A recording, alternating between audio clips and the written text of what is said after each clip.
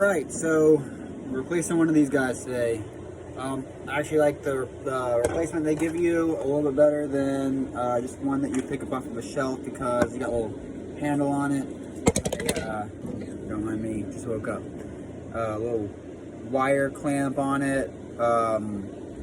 Yeah, I really like this product. 35 bucks as opposed to like 20, but I think it's worth it. Yeah, so last night our power went out. And it wasn't the breakers, it wasn't anything, it wasn't GFCI. I didn't know what was going on, and I was kind of freaking out. And we traced it down to the root of the problem, which was our 30 amp plug was all melted up, and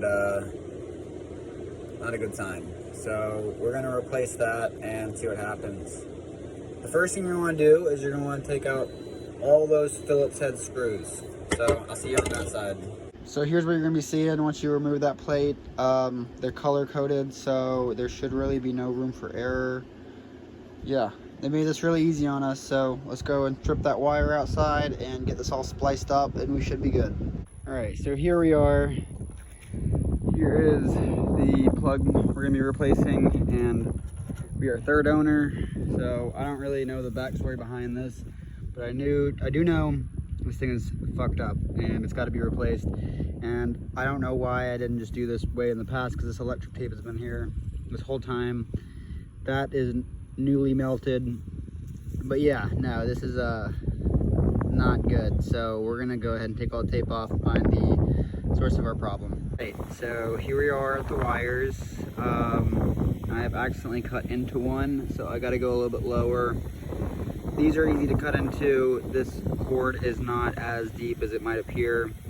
If you've ever wondered why they gave you so much extra room on your cord, I'm sure it is sometimes to get to a far away breaker box, but yeah, you can don't be afraid to cut this down is what I'm trying to say. Not the end of the world.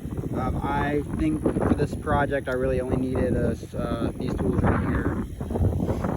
But yeah, I'm gonna clean this up, clip this completely off, and just toss it because it's rendered useless. And then I'll show you whenever I get there. Right, so this is what you should be looking at. Notice my ground is about ½ an inch longer than my lead or power, and that's obviously because the green is a little bit higher up. Yeah, so this wire was actually really easy to cut into. That housing really isn't as thick as you might think. And I cut into it twice, as you can see with all my wire laying there. But they gave you plenty, so it's not that big of a deal. Just definitely something to be mindful for. I trimmed the heads off of these, so we have exposed wire. I might need to go a little bit further down, but better too little than too much, right? Yeah, so I'll show you what to do from here. As you can see, I got my green in there. There is a little bump where you're supposed to put the wire and then tighten it back down. I'm gonna trim off that excess wire. I'm only doing these one at a time so I don't get them mixed up. Green is gonna be up top, green is ground. Black is on your left. That's gonna be, actually, it looks like they're labeled too. If you can see in the plastic, they have a B, W, and G where they're supposed to go, which is super convenient. But either way, I like to do this one at a time just for peace of mind. Yeah, so that's where we're at. Right, and this is what your final product should look like. Really simple, just intimidating. Yeah, I'm gonna put the back plate back on and plug it in, and we'll see what happens.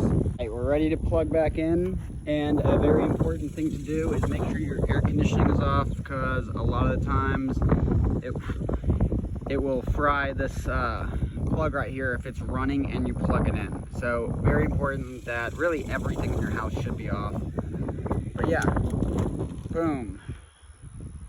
I think we're good to go. Cool, so let's make sure everything works. I think we're good to go. And that was a pretty easy swap out. Like I said, intimidating, but you got that. It's really easy, it's color coded and everything, and no problems. Yeah, we're good to go. One things I failed to mention was when you're stripping the big black wire, when you're stripping that down, if you see melting on any of the wires, you want to cut it all the way down till that melting stops, because you don't want any bad product in your in your house. You know, that's a fire concern. And another thing I was going to mention too is I learned that thousands and thousands of surges happen a day, and you do not need a surge protector because that's literally only peace of mind. Your RV is getting surges all the time, and so yeah, just thought I'd share that.